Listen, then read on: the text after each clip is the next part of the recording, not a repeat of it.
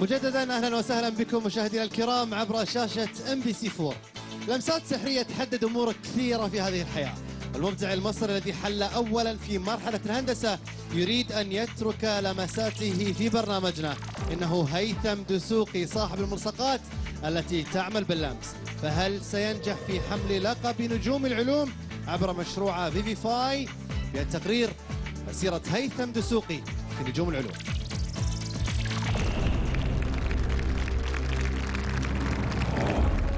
فيفيفاي اختراع لهيثم دسوقي يضيف لمسة من الرفاهية إلى حياتنا اليومية.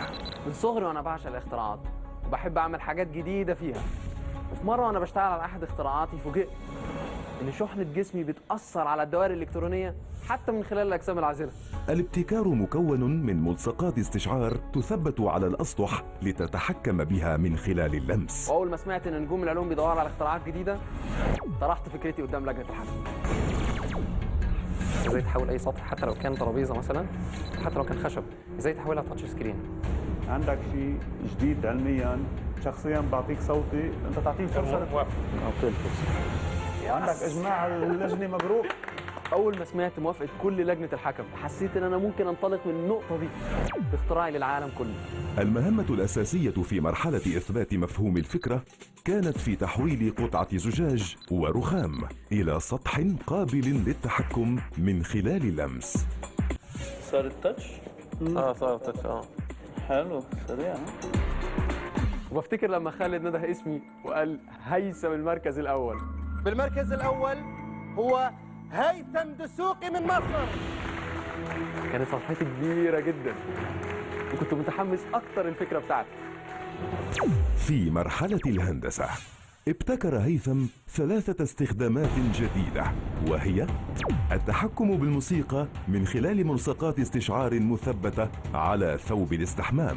يلا منيح جد. التحكم بالهاتف عبر ملصقات استشعار مثبتة على لوح من زجاج. ألو. التحكم باستخدام المياه بمجرد اللمس. وظهرت قيمة المشروع بتاعي من خلال الاستخدامات. هيثم دسوقي من مصر. والحمد لله أخذت المركز الأول للمرة الثانية في مرحلة الهندسة، وده بيمثل لي شيء كبير جدا لأن أنا مهندس. وحصيلة هذه الاستخدامات تكمن في مرحلة التصميم، حيث على هيثم جمعها ضمن مشروع واحد مميز. I have a lot of work to do. هنفك كل حاجة ونرجع نركب كل حاجة. وكانت التفاصيل مهمة جدا في المرحلة دي، لأن أي خطأ عندي في التصميم هبقى مسؤول عنه قدام لجنة الحكم. أنا لازم أكون موجود عشان خاطر حاجات كتير. دي لو اتقطعت خلاص. ما كانش ده ينفع يبقى أبيض كده. كنت خايف يطلع حاجة غريبة، يطلع حاجات مالهاش علاقة ببعض. في الآخر خالص أنا انبهرت بشكل المشروع، لأن بعد ما بيكتمل وتفتح الوردة بالكامل تحس فعلا بجمالها. I don't believe myself. Okay, look at this. Look at it. It's so beautiful. قدرت اعمل فيدباك لايت وفيدباك ساوند للباتونز بتاعتي، وبقى عندي شكل نهائي للمنتج اللي انا ان شاء الله اقدر انزل بيه السوق.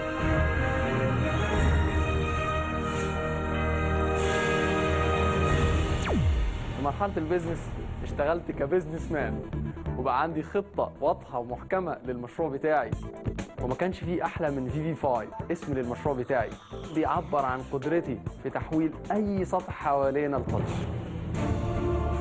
لما بفتكر بدايه مشروعي وقد ايه قدرت كاتر فاونديشن من خلال نجوم العلوم ان هي تحول لي المشروع بتاعي من مجرد ورقه الى مشروع ضخم اقدر انزل بيه السوق واحجز بيه تذكره للنهائي.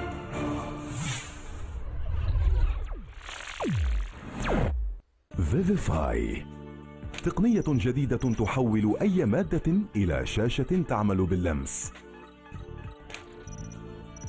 فيفيفاي لاصق حساس متصل بدائرة إلكترونية يتم لصقه تحت أي مادة، فيتحول سطحها إلى شاشة تعمل باللمس. يعتمد فيفيفاي على انتقال شحنات جسم الإنسان عبر الأجسام حتى العازل منها، وعندما تصل الشحنات إلى اللاصق أسفل الجسم تستقبلها الدائرة الإلكترونية فتتحول المادة إلى شاشة تتحكم بعد ذلك بأي شيء نريد.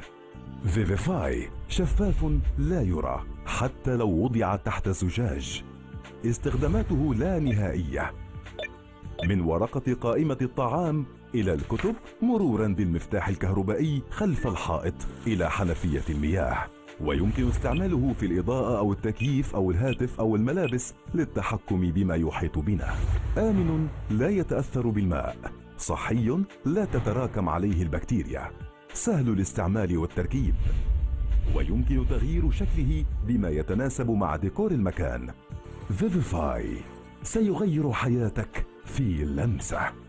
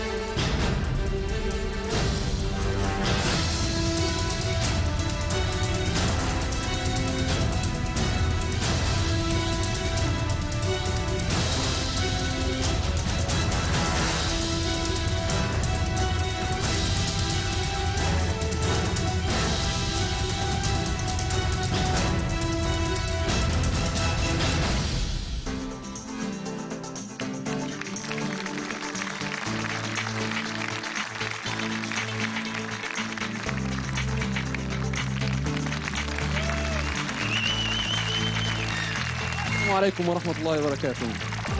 في البداية أحب أحيي كل الحاضرين وأشكر مؤسسة قطر على دعمها الكبير للاختراعات والبحث العلمي في وطننا العربي. النهاردة أنا في قمة السعادة لأني بتخرج من مدرسة نجوم العلوم. المدرسة دي اتعلمت فيها السر والطريقة اللي بتتقدم بيها كل الأمم في العلوم والتكنولوجيا. الحمد لله قدرت أحول فيفيفاي من مجرد فكرة لمنتجات حقيقية، وأثبتت خلال المسابقة إنه ممكن يدخل في تطبيقات لا نهائية، وده لأن فيفيفاي مش مجرد منتج، دي تكنولوجيا جديدة بتطلع من قلب العالم العربي إلى البشرية كلها. أحب أقول لكم إن دي آخر مرة هتشوفوا فيها فيفيفاي ستيكر، لأن إن شاء الله خلال سنة واحدة هيكون مختفي ورا كل حاجة حواليكم، ورا المكتب، تحت الأرض، جوه السرير، في العربيات، في السيارات. وأوعدكم إن ده مش هيكون آخر الطريق، ده أوله. إن شاء الله كل اللي أنا أنجزته واتعلمته هنا في قطر هعلمه للناس في مصر والوطن العربي، وهنبدع أكتر، وهنشتغل بجهد مضاعف، وهنثبت للعالم كله إن إحنا ممكن نكون في مقدمة الأمم في الإنتاج والبحث العلمي. شكرا لأصواتكم، شكرا لثقتكم، ومبروك علينا هذا الإنجاز الكبير.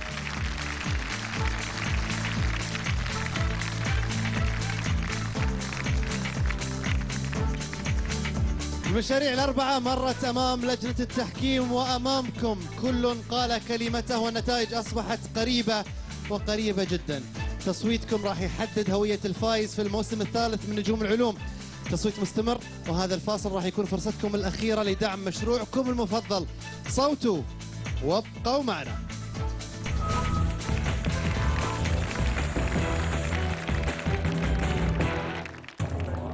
شارك في اختيار الفائز الأول في